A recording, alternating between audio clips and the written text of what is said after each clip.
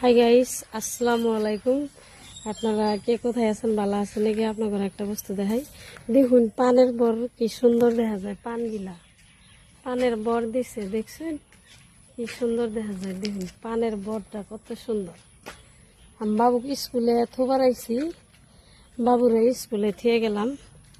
দেখছেন পানের বর কত সুন্দর দেখা যায়। এই যে পান গাছ দেখাই, পান গাছ, এই দেখুন পান গাছ, এই যে পান গাছ দেখুন কত সুন্দর পান ধরছে, দেখছেন? আপনারা ভালো আছেন নাকি? বাবুরে স্কুলে থিয়ে এলাম, স্কুলের টাইম হয়েছে।